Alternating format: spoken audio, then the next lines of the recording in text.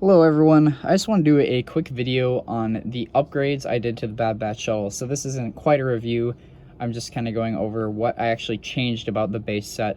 I do think the base set is really good and I recommend buying it, especially if you like the show. But there's a few things you can do to really make this set stand out and make it better. That's mostly in the minifigure department. I didn't change much with the shuttle, but I will show you right now what I did change with the shuttle. I changed nothing about the speeders here. Those are just your standard speeders you get with the set. But the shuttle itself, I think actually looks pretty good. One issue I had with it, and I know a lot of people actually had with the shuttle, is picking it up by this top fin. And as you can see, I'm picking it up. There's no issue. Essentially what I did, if I can open this here.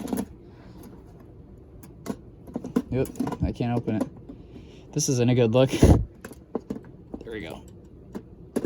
Maybe not. There we go.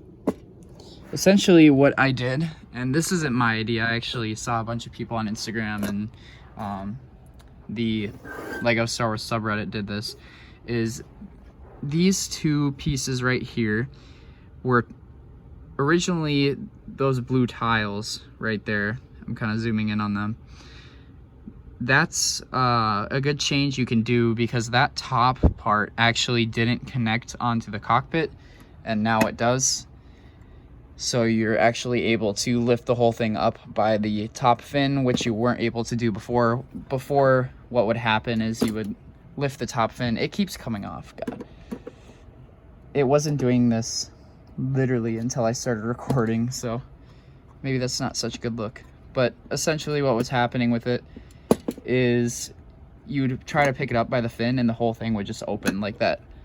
So changing the cockpit like that actually was a pretty good move, and I'm happy I did it, even though that top fin kept coming off. But it really wasn't doing that before the video, but I think since I'm one-handed here, I was pulling on it too hard.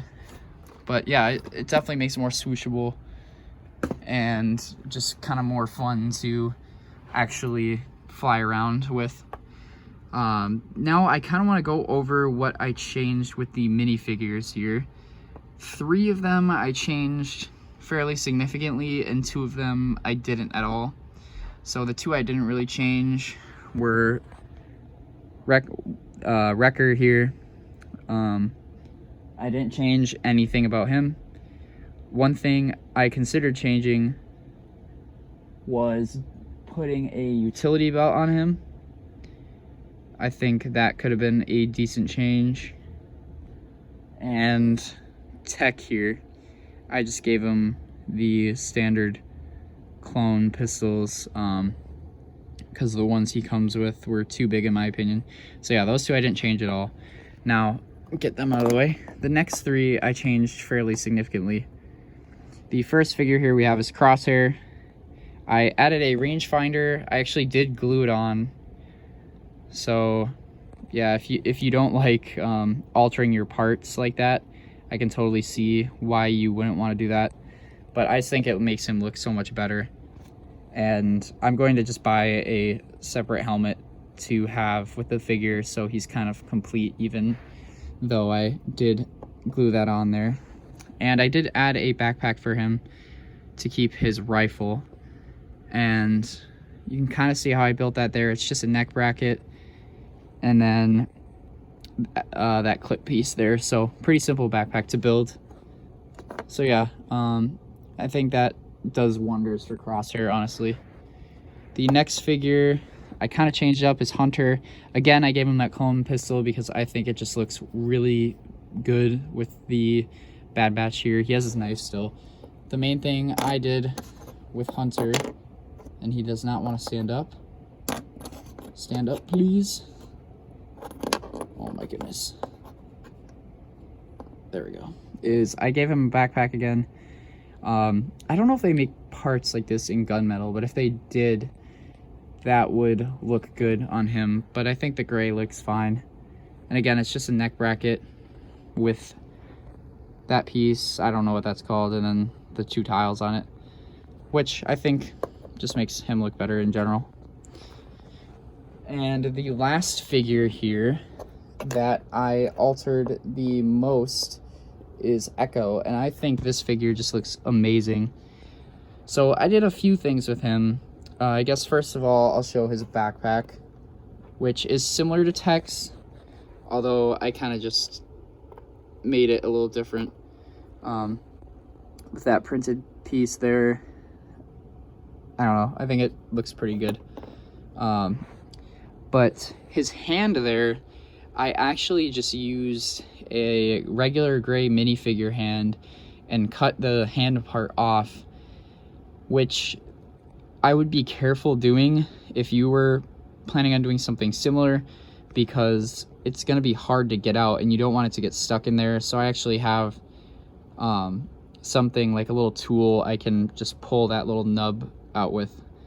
But I think that looks pretty good. It looks like a screwdriver arm, which is what I was going for.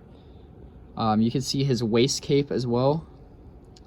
He has one printed on there, but I think just putting a regular one on there is good. That's the one like Captain Rex has and the ARC Troopers from that 2012 Battle Pack have. But yeah, this is the figure I really changed the most, other than maybe Crosshair, and I think it looks pretty good. I'm really happy with how it turned out.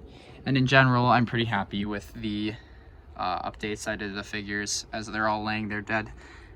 So yeah, I think these upgrades are pretty good to do. You could do something similar to them. Again, if you don't like doing the like rangefinder on Crosshair, that is kind of an illegal thing I did.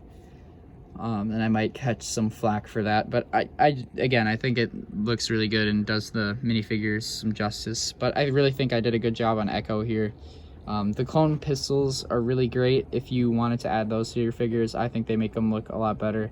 And then again, the backpacks are easy to do and look really good as well. So yeah, thank you guys for watching. Definitely let me know if there's anything else I could do in the comments below. But yeah, thank you all, and I'll see you next time.